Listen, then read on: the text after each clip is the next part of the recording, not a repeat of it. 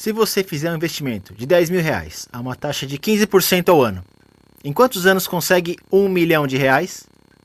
Essa pergunta é sobre planejamento financeiro. Dinheiro é coisa importante, tem que saber calcular. E o segredo para essa conta são os logaritmos, aquele negócio estranho que você não aprendeu direito na escola. Já passou da hora de aprender, né? Vem comigo, com animações vai ficar bem fácil. Você está no canal Muito Fácil. E para começar, primeiro vamos lembrar da raiz quadrada, que todo mundo conhece melhor, para depois comparar com logaritmos. X² é igual a 3. Nesse caso, x tem que ser a raiz de 3, não é verdade? E não vamos me preocupar agora com o valor negativo, porque ele pode ser obtido a partir do positivo. Então, nesse caso aqui, dizemos que o x é a raiz quadrada de 3. É a resposta da seguinte pergunta. Qual é a base? Perceba bem, eu quero descobrir qual que é a base que, elevada ao expoente 2, resulta em 3. E agora vamos ver como que é quando trocamos base e expoente. Agora eu quero descobrir qual é o x quando 2 elevado a x é igual a 3. E nesse caso, chamamos de x de log de 3, o resultado, na base 2, pequenininho aqui. Não é um nome bonito, né? Mas foi o que se padronizou até hoje. Tem que saber, então, que x é o logaritmo de 3 na base 2. É a resposta da seguinte pergunta. Qual é o expoente? Nesse caso, não é a base, é o expoente, que, colocado na base 2, resulta em 3. O número dentro do logaritmo é chamado de logaritmando, só para saber, né? A raiz, olha só, ela dá para a gente a base quando nós conhecemos o expoente e o resultado. E o logaritmo, ele dá o expoente quando conhecemos a base e o resultado. Essa é a diferença entre os dois. E só para não deixar nenhum erro, né? Eu não posso trocar a base e expoente porque o resultado muda, né? Por exemplo, 3 ao quadrado é 3 vezes 3, dá 9. 2 ao cubo, troquei a ordem, 2 vezes 2 vezes 2, 4 vezes 2, dá 8, deu diferente, né? Então, para lembrar, eu posso comparar com a raiz quadrada, né? Mas olha só, pensa bem que o log não é melhor que a raiz, porque nenhum dos dois ajuda a gente a achar os dígitos. Saber que o número é raiz de 3 não me dá os dígitos decimais. Só sei que se eu levar esse número ao quadrado dá 3. Assim como log de 3 na base 2. Só sei que se eu colocar esse número no expoente do 2, vai dar 3. Eu não sei nada sobre os dígitos decimais dele. Tem alguma vantagem em simbolizar esses números como respostas de perguntas? Tem sim. Vamos ver isso em seguida. Vamos a algumas propriedades. Por exemplo, se eu quiser calcular a raiz quadrada de 25, eu posso transformar o 25 em 5 ao quadrado. E a raiz em elevar a meio. Temos agora uma exponencial de uma exponencial, equivalente a fazer o produto dos expoentes, né? 2 vezes meio. Então vai dar 5 elevado a 1, que é o próprio 5. Assim como se eu quiser calcular logaritmo de 16 na base 2, transformo 16 em 2 à quarta e quero descobrir qual o expoente que eu ponho no 2 para ele virar 2 à quarta. É o próprio 4, né? Aqui é fácil. Agora com 15, não posso fazer muita coisa, né? No máximo fatorar, 3 vezes 5. E aí eu sei que a raiz de 15, que é 3 vezes 5, é a raiz de 3 vezes a raiz de 5. E se eu tivesse o logaritmo de 15 na base 2? Eu poderia também fatorar o 15, né? 3 vezes 5. Será que eu posso usar o logaritmo de 3 na base 2 e o logaritmo de 5 na base 2 para compor o resultado? Posso sim. Porém, não é a sua multiplicação que eu faço para compor o resultado. Nesse caso aqui, logaritmos, eu tenho que usar a soma de cada um deles, né? Isso vem em detalhes e demonstrar mais para frente. Vamos agora ver o gráfico do logaritmo, começando pelo gráfico da exponencial para entender melhor como que funciona essa função esquisitona aí. Vou começar com o gráfico de y igual a 1,5 elevado a x. Eu vou mudar a base aos poucos, aumentar e diminuir em relação ao 1,5 para a gente entender o que acontece com o gráfico. Tudo bem? Opa, presta atenção nessa parte que é importante. Talvez você não tenha entendido logaritmos direito por não entender direito a função exponencial, né? Então, vou começar a aumentar a base. Olha só o que acontece. Para x positivo, o gráfico começa a subir. Para x negativo, o gráfico começa a diminuir e quase encostar ao zero, né? É isso que acontece. Cheguei aqui na base 3. Ele inclina, né? Agora, voltando para 1,5 e diminuindo. Olha só, 1.4, 1.3, 1.2, 1.1, 1. Opa, mas 1 elevado a qualquer coisa é sempre 1, né? Deu constante. Não vale. Vamos analisar outras coisas. Agora, base menor que 1. 0.9, 0.8, 0.7. Inverte o gráfico, né? Inverte a parte direita com a parte esquerda. Agora a parte esquerda vai para cima. Certo. Então, se eu tenho y igual a elevado a x, x é o log de y na base A, né? Para inverter, para achar o gráfico de qualquer função inversa, é só trocar os eixos de lugar. E no caso, a inversa exponencial é o logaritmo, o que é equivalente a refletir os pontos do gráfico por um espelho em y igual a x. Então, eu vou traçar aqui essa reta. Posso também girar o gráfico em torno dela. E vou ficar com esse negócio aqui. Observa a posição anterior, que era a exponencial, e a nova, que é o logaritmo. Se você olhar bem, um é a imagem do outro através da reta, como se fosse um espelho. Vou girar aqui para ficar mais fácil de perceber isso. Olha só, um é a imagem do outro. Maravilha, hein? Então temos o gráfico do logaritmo. Nesse caso aqui, né? Em geral, y igual ao logaritmo de x na base A. Como o exponencial sempre dava positivo, o logaritmo só está definido para valores positivos. E a base também era positiva, né? Só que ela não pode ser 1, porque deixa a exponencial constante. Então, para existir função inversa, temos as condições de existência do logaritmo. X tem que ser positivo, a base também, e a base não pode ser igual a 1. Alguns exercícios só fazem perguntas sobre as tais condições de existência, né? Não é difícil ver agora pelo gráfico. Vamos voltar para as propriedades. Depois que a gente viu o gráfico, a gente tem mais intimidade com logaritmos. Lembra que todas as propriedades dele vêm da exponencial, que é a sua inversa, né? E vamos demonstrar cada uma delas para entender melhor por que funciona. É bom você entender o motivo primeiro e depois decorar para ter mais rapidez no uso. Começando por logaritmo de 1 na base A. Qual o número que eu coloco no expoente da base A para ser igual a 1? É 0, né? E por quê? Porque A elevado a 0 para todo A é igual a 1. Feita.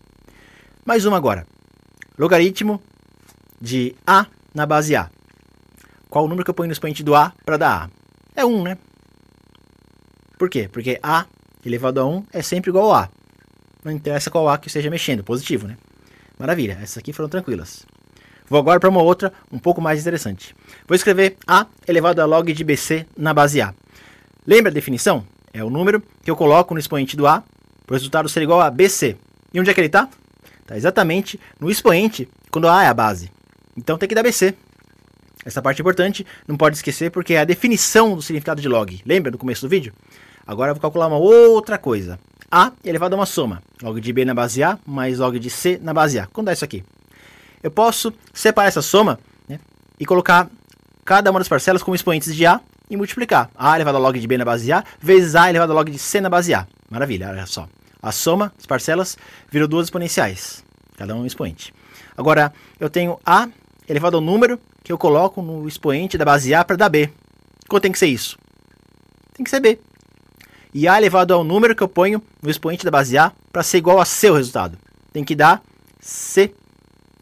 Deu igual, né? Essas duas coisas que eu calculei aqui no começo deram iguais porque as duas são BC. Então as duas têm que ser iguais, né? As duas exponenciais de mesma base devem ser iguais. Ali está.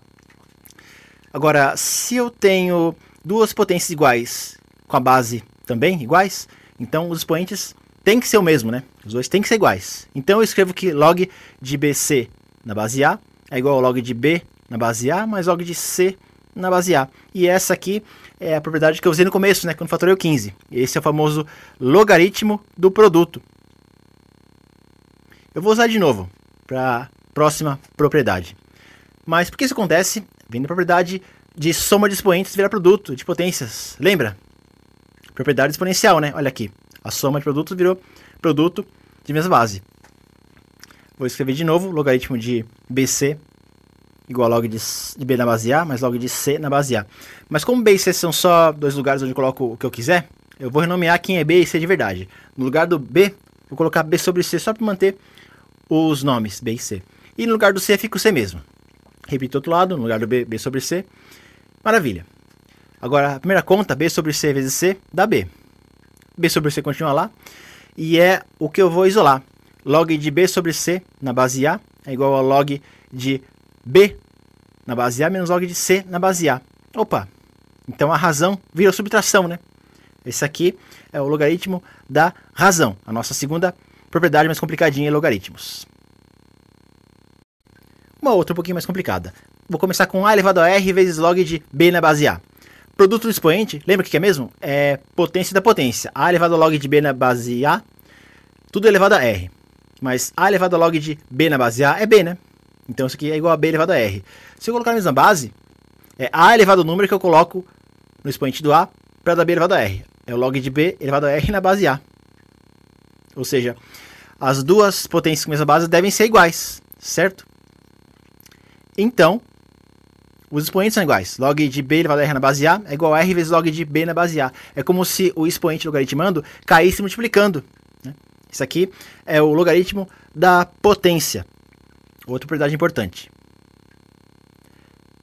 Finalizando, nossa última propriedade, a elevado a log de b na base a vezes log de c na base a. Mesma coisa. Produto no expoente é potência da potência. Vou colocar primeiro aqui o log de b na base a. Ele está bem no expoente do a, né? Então isso aqui tem que ser igual a b, certo? Olha lá. Mas b elevado a log de c na base b tem que dar c. Para comparar com o começo, né? Se eu deixar na base a, o c é o a elevado ao número que eu coloco no expoente do a para dar c. Se essa parte ficou meio confusa, pausa o vídeo um pouquinho para entender melhor. Agora, igualando as duas potências com base igual, eu tenho que o expoente tem que ser o mesmo, certo? Então, log de b na base a vezes log de c na base b é igual a log de c na base a. Isolando log de c na base b, ele é a razão. Log de c na base a sobre log de b na base a. E essa aqui é uma outra propriedade, e finalmente apareceu uma base diferente, né? Essa aqui é a fórmula da mudança de base. Porque até agora as propriedades envolviam sempre a mesma base, né? A nossa base a. E agora, olha só, o c continua em cima, numerador, o b vira logaritmando, denominador, e eu posso usar uma outra base qualquer, né? Se eu souber calcular logaritmo numa base qualquer, eu posso ir para outras bases com essa fórmula. Resumindo as propriedades, log do produto é a soma dos logs, log da razão é a diferença dos logs, log da potência, o expoente pode cair multiplicando, e finalmente, mudança de base. Voltando agora para a pergunta inicial, 10.000 vezes 1,15 elevado a n tem que ser 1 milhão. Corta 4 zeros de cada lado, 1,15 elevado a n tem que ser 100. Então, n é o número que eu coloco na base 1,15 para dar 100. Né? Na calculadora, geralmente, ela calcula base 10. Então, como mudança de base, eu tenho isso daqui. Mas para calcular log de 100 na base 10 é 2, né? Dá para fazer de cabeça. 10 ao quadrado é 100. E o log de 1,15 na base 10, 0,0607 aproximadamente. Olha só, geralmente a calculadora não tem base aqui quando você tem o botão de log. Se alguém omitir a base, quer dizer que é base 10. Vou omitir ela então aqui e grudar todo mundo. Fazendo a conta, dá mais ou menos 32,9 anos, né? A resposta da nossa pergunta. Hoje em dia é fácil calcular logaritmo no celular, se precisar, né? Tem aplicativo calculadora, mas e se você não tiver o celular e a sua calculadora não tiver log, como é que faz?